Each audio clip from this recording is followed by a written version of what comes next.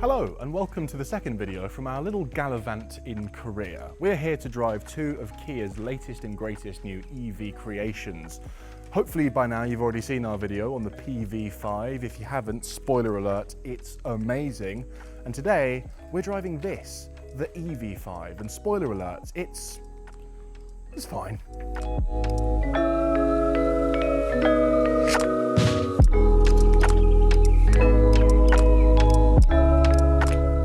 Our 3 free YouTube channels on EVs and clean tech are funded by our fun-packed test drive-tastic events in Farnborough, London, the Southwest, the North, Melbourne and Sydney. Next up, Everything Electric Melbourne. And new for UK viewers, you can buy a battery electric vehicle or more at everythingelectric.store. Back to the episode. You'll forgive me if I sounded a bit uninfused in the intro there. This car's better than fine. It's actually really good. It's just that I'm still drunk on EV5. We were driving it all of yesterday, a little bit today, and it's rocked my world. That is a proper disruptor. That's a car that is going to turn its segment upside down. This is the exact opposite of a disruptor. It rupts, but different car, different brief. What we essentially have here, the best way to think about this, is electric Sportage. The Kia Sportage is consistently one of the UK's best-selling cars. Why?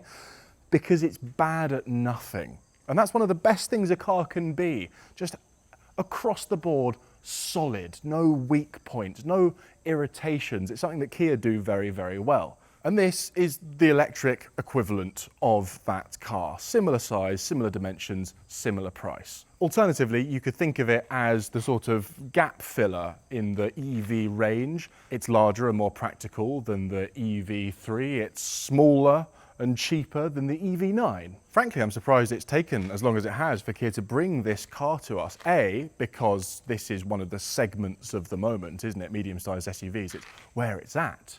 But B, because this car has existed for quite a long time. In the Asia-Pacific region, they've already had this for a couple of years. Elliot reviewed it for us on the channel earlier this year. But it's here now, and it's slightly different for the European market. We get a different battery, nickel manganese cobalt instead of lithium iron phosphate, which is what they get over in Australia. Our cars come with better thermal management systems in the batteries because our weather's worse, and a few other tweaks here and there, including some slightly less exciting seats than they get over there. Now, speedy walk around, given that Elliot's already done a fine job reviewing this car, we're doing a sort of mini review today, but it's my first time seeing it, and I like the way it looks. I like my SUVs boxy. I've said this many, many times, and the biggest compliment I can pay this car is it kind of just looks like a small EV9. Not quite as cool, I would say. Light signature, a little bit funky for my liking, but it's got nice strong shoulders and a really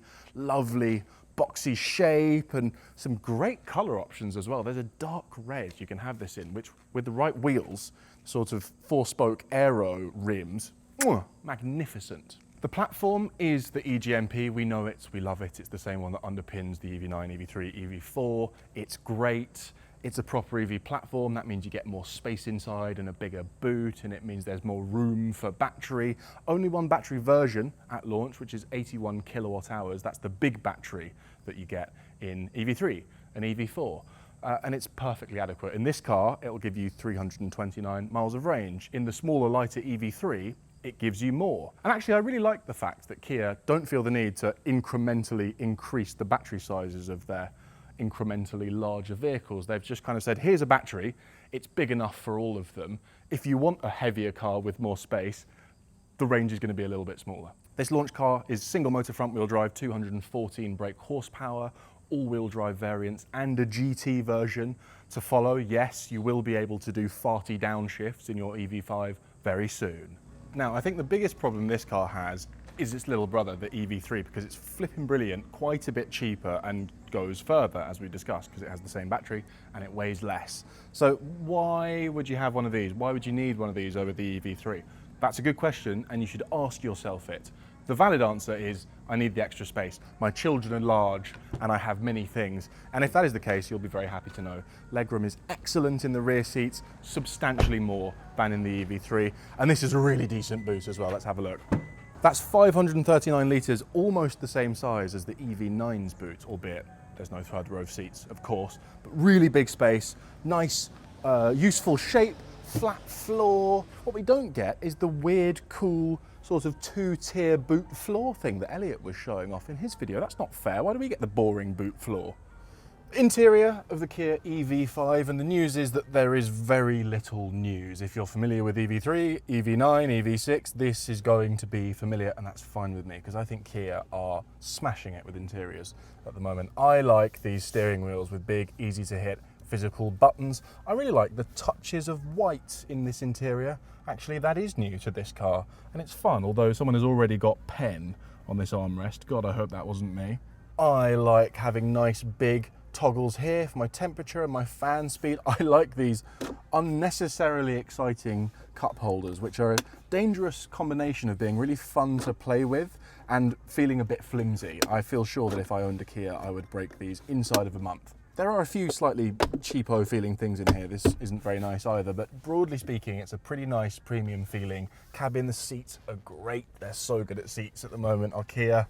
And again, in that Kia way, it's all just thoughtfully done. Everything is where it should be. Proper buttons for the stuff you want proper buttons for. Very little to annoy you. And isn't that all we're looking for from a family car?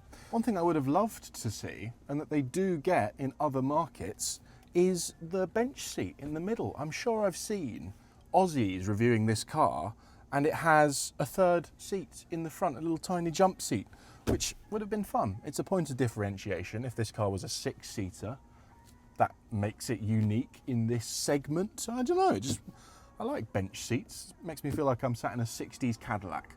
We don't get that in Europe, which is a shame, but admittedly what we do instead get is really comfortable seats and a really quite useful center console. I'll live.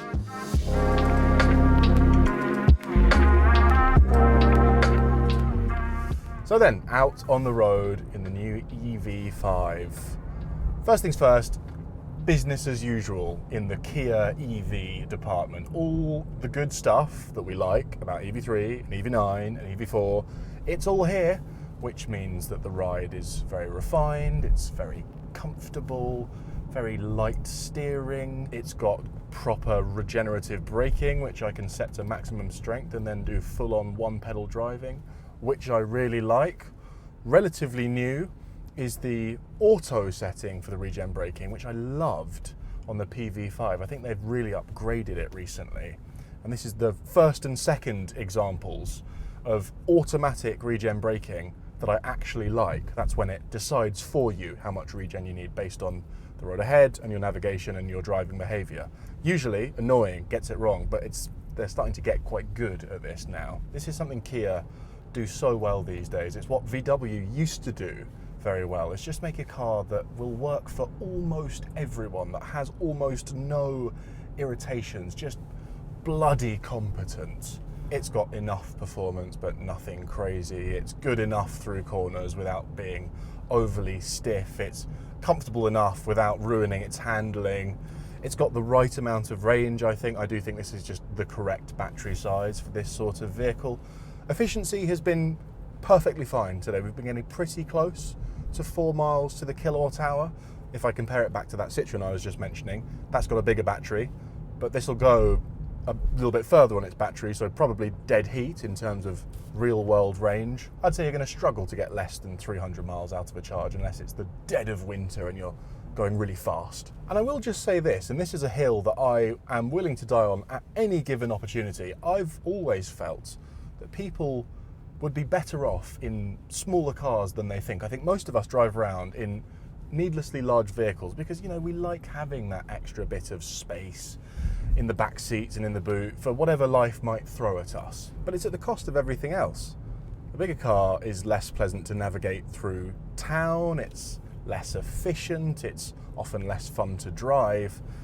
And I do look at this and I think of the EV3 and I just think to myself, how many people really need the extra space afforded by this and wouldn't be better off with an EV3? I think it's a pretty small number. And of course, if you can make do with a slightly smaller boot with a tiny bit less room in the back, what you get with the EV3 is more range, because it's the same battery, but it's a lighter car, so it's more efficient. And actually, if you think, no, I need space, space is very, very important to me. I'm all about extra space. Well, I'd suggest having a look at the PV5, the van, because that, well, it's got more room than anything ever. It's absolutely cavernous. You can have it as a 5-seater car. It's not much larger than this on the outside, and it's cheaper. Ultimately, while it's not changed my life, this EV5 is most certainly not the wrong answer. It's a very, very talented all-rounder. It's got the Kia interiors that I've really grown to like. It drives beautifully, it's got plenty of range, it's competitively priced. I'm just saying, EV3, 9/10 of the car, more range, way cheaper. PV5, twice the space, if space is your thing, quite a bit cheaper. What is not up for debate is that with this joining the range, Kia now has a great electric car for just about any use case, and that is highly commendable. So there we go, a speedy little review of the Kia EV5. Now visit electricvehicles.expert, where you can follow everything electric and keep current with Clean Technica, The Driven, Electrek, and many more.